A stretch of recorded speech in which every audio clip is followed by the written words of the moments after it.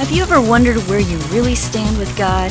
Are you overcome with feelings of guilt because of things you've done wrong? Are you tired of religion that focuses on rules that you can't keep? Have we got good news for you? It's time to listen in on some casual conversation with Mike Kapler and Joel Brueseke and discover what true freedom is all about. This is Growing in Grace. Mike Kapler here with Joel Brueseke for another edition of Growing in Grace. Archived programs, of course, always found online at growingingrace.org. 10 years worth of programs you can go back and listen to, but we hope you'll be with us at least from this point forward. And we thank you very much for those of you who have taken the time to correspond with us, too. Nice comments that we've had. We appreciate the encouragement. And our task is to bring peace and joy into your life with the good news of Jesus Christ and to separate you from all that religion that you've been entangled up with over the years, which is kind of what we talked about a little bit last week, Joel, and we'll go a little further this week. Yeah, and that's what makes it a labor of love. You know, our job. I mean, super spiritual button. Can't get too well, spiritual. That goes back in time, bringing that up.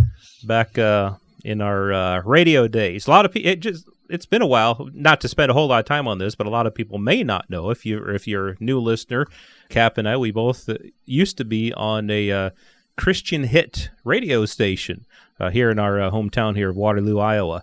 And we spent, Cap, you a few more years than I did, but we still spent some time as DJs on the radio, and also you were the program director, and we did some behind-the-scenes computer work, things like that. So that was a really good time in my life, and I know in yours too.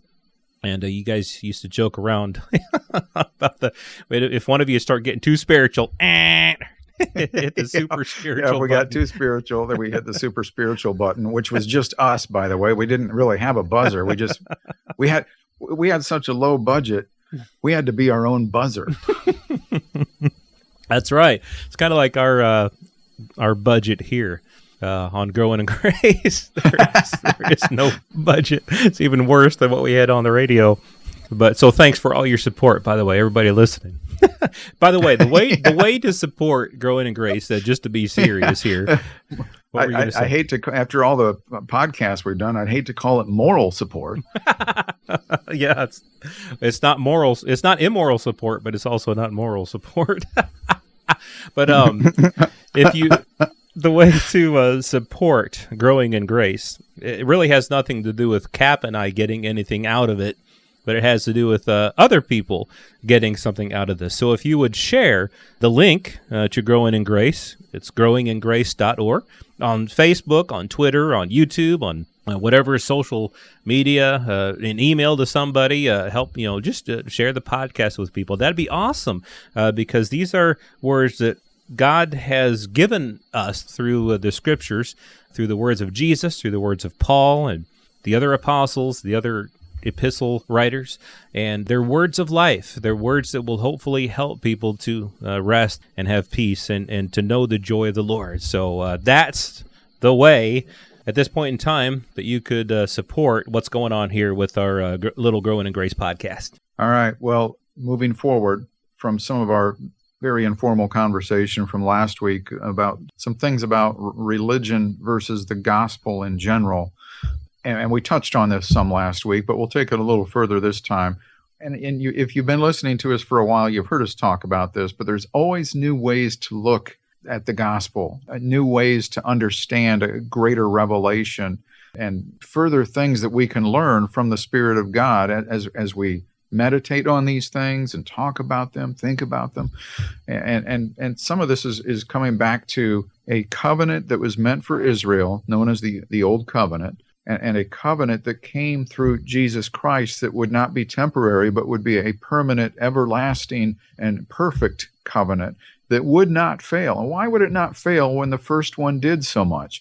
Because fault was found with the people. Covenant was made between God and man. Man failed at the covenant. Something new had to happen. It wasn't going to work because it required perfection, for one thing, but the covenant, the law within that covenant could not provide the perfection that was needed, right? So perfection was found in Jesus Christ, and the covenant was one that God made with himself. It was kind of like between Father and Son. Jesus became the guarantee of a better covenant. It's not based upon how you and I are going to perform. And boy, you talk about the pressure. When I started learning about this, Joel, many years ago, the pressure, the relief, the pressure was off. And the relief that I felt, it was an incredible thing. But what I'll call it legalanity, what Christianity and legalism combined have done is they've tried to put a square peg into a round hole with the old and new covenant together, and they don't fit. So it's no wonder that we've struggled in understanding the basic foundation of the gospel or even our new identity in Christ, because you see the legalists who blend together the two covenants, they'll pull the old bait and switch, Joel. They'll offer forgiveness for free, but then you look at the fine print a little bit later on and you find out, I thought this was free. Suddenly there's some exceptions in the fine print, and people end up in frustration and despair, and many people leave church and they think they're going to have to make some sort of payment for something that they'll never be able to pay. It's something they can't afford. Right. Yeah, it's something that only Christ could afford, and he did. He paid the full price. He paid the ultimate price, and we get to benefit from it. We don't work towards earning it. We rest in the benefits of what Christ has done. And I like what you said there about the square peg, trying to fit the square peg in a round hole. It reminded me of a song from the early 90s by a band named Extreme. The song was called Wholehearted, and they said, "There's a hole in my heart that can only be filled by you." There's a hole in my heart that can't be filled with the things that I do. And part of that song says that, why can't I see that a circle can't fit where a square should be? Now, the part of that song had to do with, the things that I do obviously won't fulfill this hole in my heart. And there's truth in that, but there's also something in this modern church that we do that is like trying to fit a circle where a square should be, or trying to, like you were saying, put a square peg in a round hole. Either way, it's mixing these two covenants together will not fulfill whatever it is that's missing in people's lives. If you have come to Christ by grace through faith, and a lot of people have done that, and it's great and it's wonderful. Their eternity is secure because of faith in Christ. But then they try to bring in the old covenant. They were saved by the new covenant, by Jesus Christ, and what was accomplished in this new covenant. Like you said, Cap, Christ himself being the covenant, saved by that. But then feeling empty, or feeling like there's something I've got to do, or feeling like I've fallen short, and so there's something that I got to do. We'll bring the law back in. We'll bring the old covenant back in. We'll bring parts of it back in anyway. I don't know anybody who keeps it fully, but they'll bring parts of it back in, and it leaves a person empty and unfulfilled, because the only thing that can fill us, the only thing that can fill a human being's heart is God himself, is Jesus Christ, and his fullness, his joy, his life in us, not us mixing together parts of an old and obsolete covenant that as Gentiles, we were never invited to anyway. We were never meant to be part of that old covenant. And so Christ came along. The Jews were under the old covenant. He paid the ultimate price to redeem those, to redeem, the scriptures say, the transgressions of those who were under the old covenant. And he also brought along the Gentiles, whosoever believes in him. And in doing that, he made the old covenant obsolete. And he brought the Gentiles, who were never invited to that covenant anyway, he brought them into this new way, Jesus Christ himself. And again, we can't ever find fulfillment in trying to mix those two things together, because it was never meant to be that way.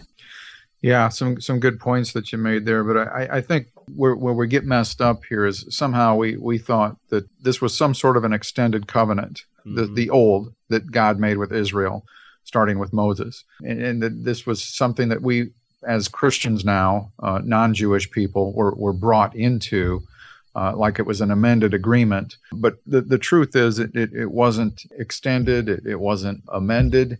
As we've said before, it's not Old Covenant Part 2. It's not an extension of the first one, this new covenant. The old had to completely end, and that is clearly written in New Covenant scriptures. The old had to completely end. And I'm not just talking about animal sacrifices, Sabbaths, and certain dietary restrictions under Jewish law.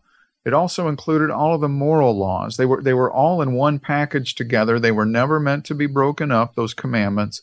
They were all part of one package of the law under the Old Covenant. They came to an end because they could not bring us perfection. Perfection is what is required here. Jesus talked about that during the Sermon on the Mount. If you're going to try to go down that broad road of doing in order to try to become something, you will have to do it perfectly, because the law doesn't grade on a curve. It doesn't compare your performance with somebody next to you.